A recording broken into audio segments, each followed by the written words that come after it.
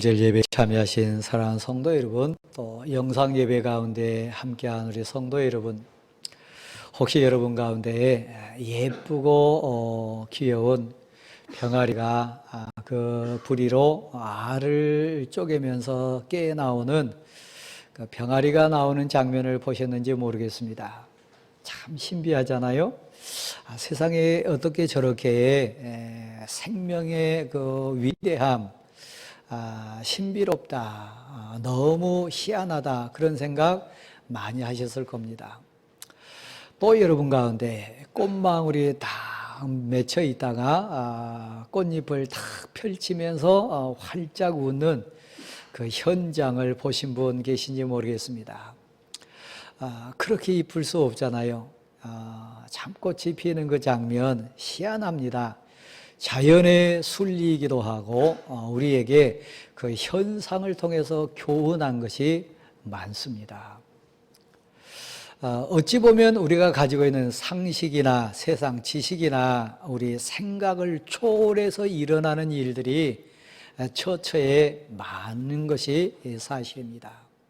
그런데 오늘 이 본문 속에 나타난 놀랍고 심지어는 무서워서 아무에게도 아무 말도 할 수 없을 정도로 엄청난 현장이 하나 나오는데, 우리 주님이 무덤을 깨치시고 부활하신 장면입니다. 우리 주님이 무덤을 여실 뿐만 아니라 죽음을 이기신 생명으로 부활하신 그런 현상입니다. 이것은 세상 논리로 설명할 수가 없습니다. 이것은 세상 가치가 사실 이해할 수 없습니다. 신앙의 가치, 믿음의 권능이 아니고서는 이해할 수도 알 수도 믿을 수도 없는 엄청난 일입니다. 부활하신 첫날 그 새벽에 우리 주님이 부활의 감격 속에 다시 나타나 주시는데, 가만 한번 생각해 봅니다. 저도 목사로 삽니다마는 이 부활 현장이 있었던 그 당대에 제가 목사였다면 예수님이 제일 먼저 저에게 찾아오셨을까? 뒷장면하고 쭉 연결시켜서 보면 좀 두려움으로 떨리는 부분이 있습니다. 베드로, 그리고 사도 요한, 전에 예수 그리스도와 3년 동안 공생애를 지냈던 수많은 간증자들, 그 기적과 이적 현장에 함께 동행했던 예수 그리스도의 사람들 많이 있었지만, 그들 대부분은 이 부활의 권능을 믿지 못했습니다. 그 형편과 사실을 아신 우리 주님 예수 그리스도께서는 11제자에게 먼저 나타나지 않으셨어요.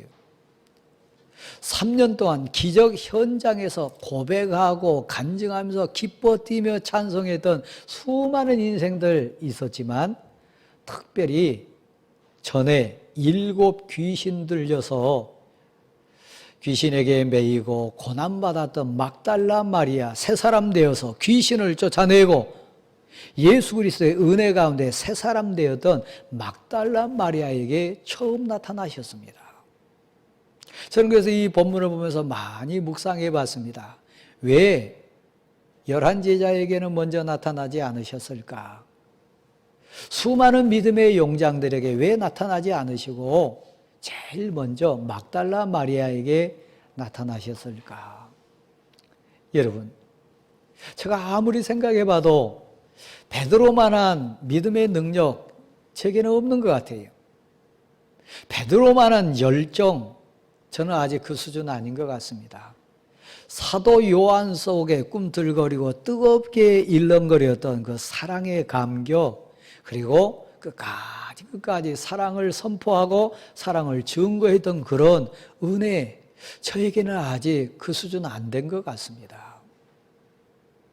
근데 그 요한, 그 베드로가 부활하신 예수님을 믿지 않았어요.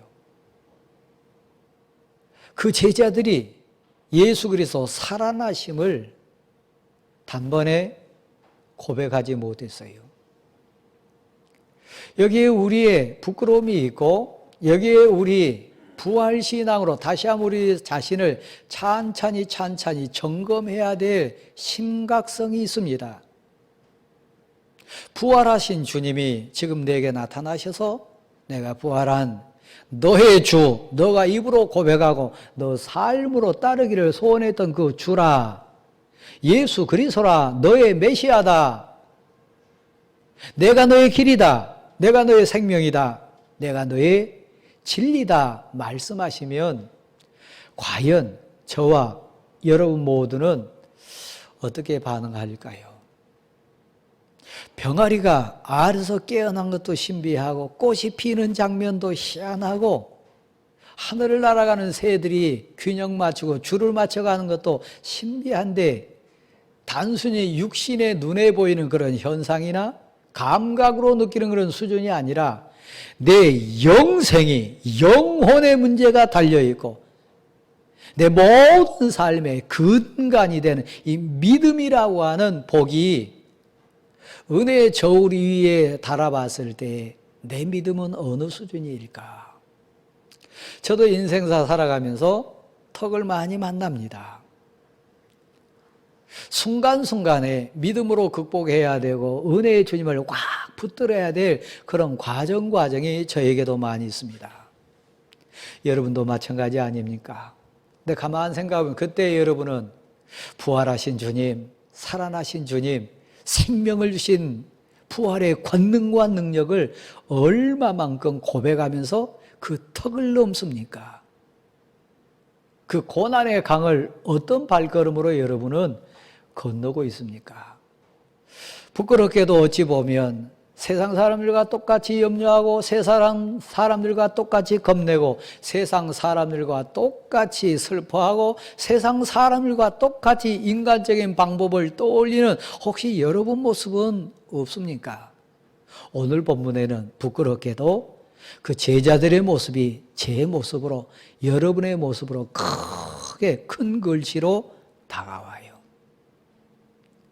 부활절을 맞으면서 우리는 새롭게 되기를 원하고 그래서 심지어는 첫 만남 속에 대상이 되었던 막달라 마리아도 사실 이해는 돼요. 그 현장을 여러분 어떻게 상상이라도 했겠어요? 그게 세상 지식으로 언제 그런 거 경험해 봤겠습니까? 너무 무서워서, 너무 두려워서, 너무 겁이 나서 도망쳤다. 그렇게 돼 있습니다. 부활의 주님의 권능은 위대합니다. 무덤을 깨치신 예수 그리스도의 권위와 예수 그리스도의 그 존귀한 어미하심은 두려워서 감히 얼굴 들 수 없는 무서움의 존재가 사실 우리 주님이십니다. 그렇습니다. 근데 심각한 게 그거예요. 전에 예수 그리스도와 함께 했던 사람들에게 달려갔습니다. 내가 만난 예수 그리스도, 다른 예수님이 아니고 죽음을 이기신 예수님, 부활하신 예수님, 다시 살아나셔서 생명의 주권자가 되신 예수 그리스도를 증거하기 위해서 전에 예수님과 동고동락했던 기적의 현장에 있었던 그리고 수많은 이적과 기적을 행하셨던 따르던 사람들에게 갔습니다. 가보니까 예수 그리스도 이 세상 떠나심과 무덤에 갇히심과 죽으신 것 때문에 슬퍼하고 있었어요. 울고 있었어요. 여기까지는 우리도 그 수준은 가는 것 같습니다. 내 사랑하는 자가 고난을 받으면, 내 사랑하는 자가 세상을 떠나면, 내가 의지하고 사랑했던 나의 신앙의 어떤 지도자가 또 우리 신앙의 아니면 육신의 보호자가 이 세상을 떠나게 되면 많이 슬퍼하고 울고 어찌할 바 알지 못하는 가운데 정신줄을 놓고 그러고 있을 수 있습니다. 전에 예수 그리스도를 만났던 사람들에게 찾아갔더니 그 상황이었습니다. 그들에게 기쁜 소식을 전했어요. 예수님이 살아나셨다. 예수님이 부활하셨다. 생명의 주님으로 다시 오셨다. 나를 위하여, 우리를 위하여 세상 죄를 물리치시고 영원한 생명을 주시기 위해 그분이 다시 우리 앞에 나타나셨다. 부활의 주님, 영원한 생명의 주님이 오셨다. 울고 슬퍼하고 있는 그들에게 증거했습니다. 그런데 그 슬픔이 사라지지 않았어요. 그 울음소리가 그치지 않았어요. 왜요? 부활하신 주님을 믿지 못했습니다. 생명의 주님을 고백하지 못했습니다. 여전히 울고 여전히 슬퍼하고 여전히 세상 가치에 묶여있는 전에 예수 그리스도와 함께 다녔던 사람들 모습이었습니다. 한 발 더 나갑니다. 두 제자가 시골을 향해 가고 있어서요. 그때 예수 그리스도께서 다른 모습으로 나타나셨는데 여전히 그들은 예수 그리스도 살아나심을 믿지 못했습니다.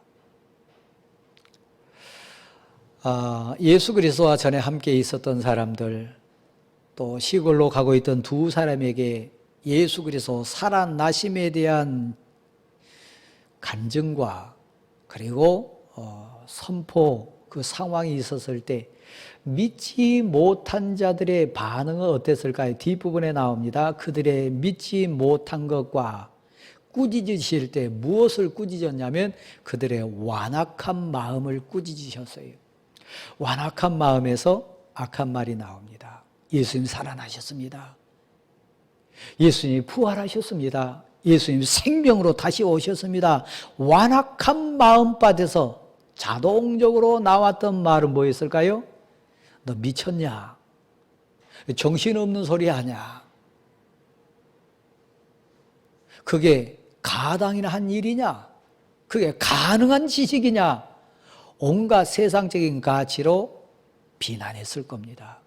완악한 마음에서 완악한 말이 막 폭포수처럼 쏟아나와가지고 여전히 믿지 못했습니다.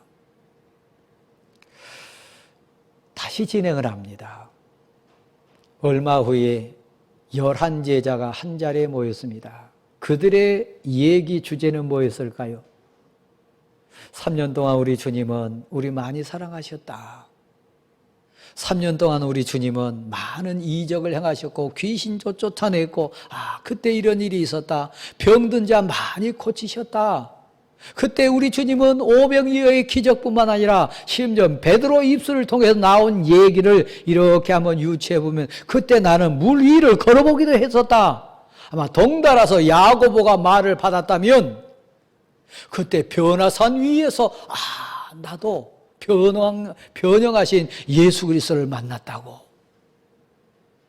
그들의 주제는 당연히 예수 그리스도였을 거예요. 죽음 당하시기 전에 예수 그리스도. 그때는 추억에 젖을기도 했을 거고 감상에 젖어가지고 그때를 그리워하기도 했을 수 있습니다.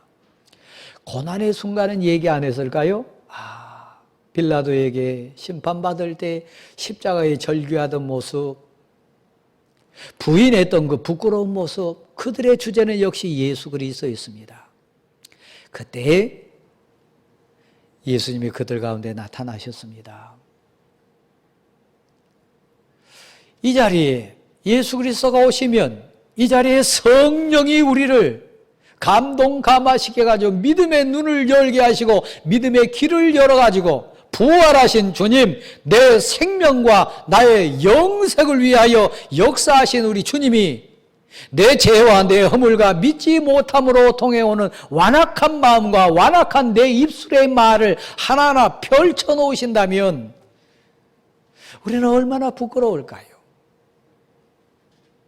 믿지 못해서 완악한 마음과 완악한 말을 쏟아냈던 11제자의 부끄러운 모습이 어쩌면 많이 떠오르기도 합니다. 나는 부활신앙인입니다. 나는 기도의 능력을 알고 말씀의 역사를 믿습니다. 나는 찬송의 권능을 압니다. 우리 입술로 많이 고백하지만 예수 그리스도 11제자 앞에 나타나셔서 꾸짖으셨다. 이렇게 말씀하셨어요. 왜요? 막달라 마리아가 웃으면서 얘기했을까요? 설렁설렁 농담하는 식으로 얘기했을까요? 제가 봐서는 오히려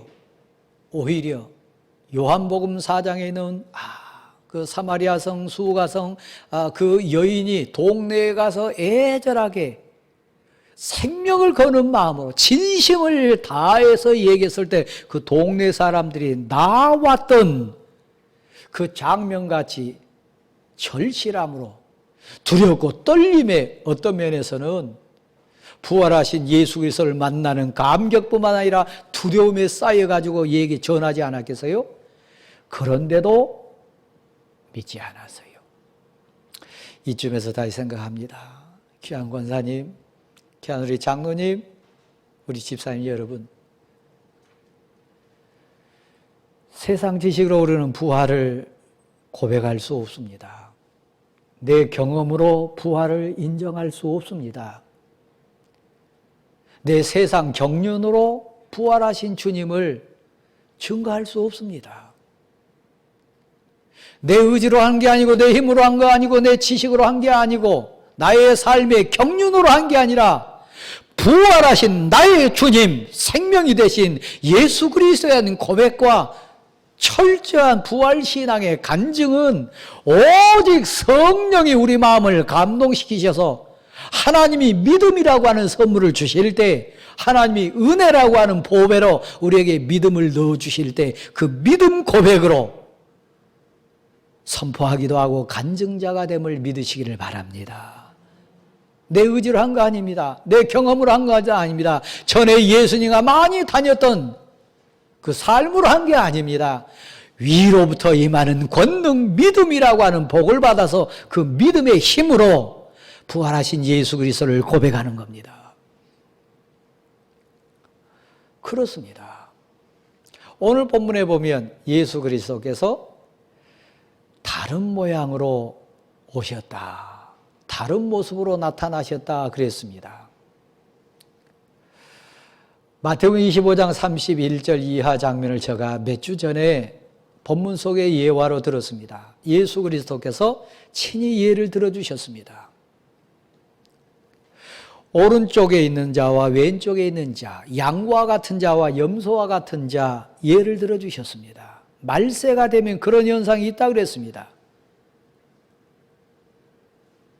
내가 갇혔을 때, 내가 아팠을 때, 내가 굶주렸을 때, 내가 병들었을 때, 내가 진정 가난한 자가 됐을 때, 가난한 자의 모습으로, 병든 자의 모습으로, 갇힌 자의 모습으로, 가장 어린 자의 모습으로, 노인의 모습으로 우리 주님이 다른 모습으로 왔을 때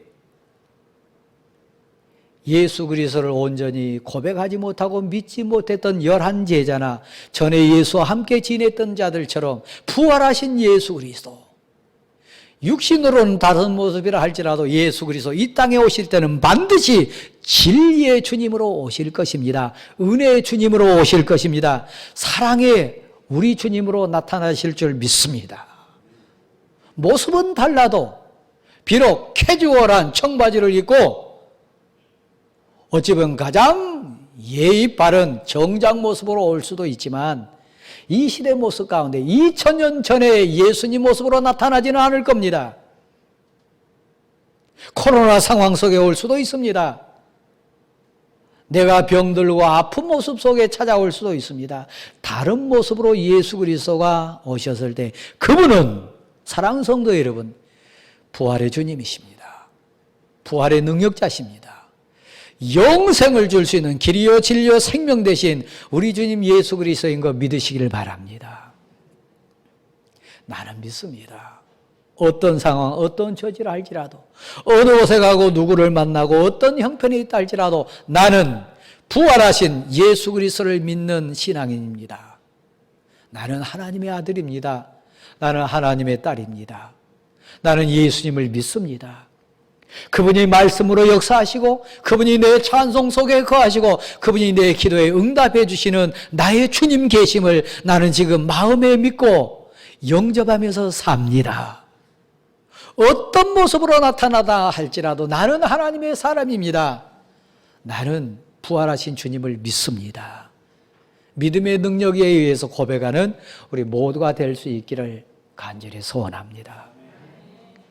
꾸짖으신 우리 주님, 얼마나 제자들 부끄러워했을까요? 막달라 마리아도 마찬가지고 부활하신 주님이 나타나셔가지고 만나주셨던 하나님의 사람들 얼마나 창피했을까요? 아마 얼굴 못 들었겠죠. 근데 그 사람들을 다시 불쌍히 여기셔서 회복시켜 주십니다. 위로하십니다. 새 힘 주시고 먹을 것 주시고 그리고 능력도 은사도 새롭게 해 주셔가지고 사명을 지어주시면서 다시 보내십니다. 부활절을 우리에게 주신 이유, 부활절을 맞는 우리의 사명이 바로 거기 있습니다. 천한 만민에게 복음을 전하라.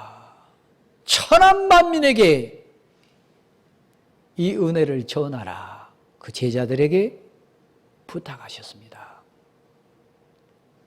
부활절을 맞는 사랑하는 대왕교회 성도 여러분, 특별히 영상 예배 드리신 여러분, 우리 고백합니다. 믿고 주님을 믿고 따르는 자에게는, 세례를 받는 자에게는 고백입니다. 구원을 얻을 것이요 믿지 않는 자에게는 징벌이 있으리라. 여러분 믿는 자로 이곳에 왔습니다. 믿는 자라면 그 다음에 완악한 마음이 아니라 복음의 능력의 마음으로 이제 우리 손이 움직여야 되고 눈이 바로 봐야 됩니다. 입이 우리 열려야 됩니다. 그리고 우리 마음이 감동돼야 됩니다. 내 이름으로 병든 자를 정말 낫게도 하며 고치기도 하며 내 이름에 의지해가지고 귀신을 쫓아내기도 하며 부활의 주님을 믿습니다. 내 이름 의지해가지고 기도하고 소원하고 은사를 간구하면 그에게 새 방언하는 은혜도 주리라.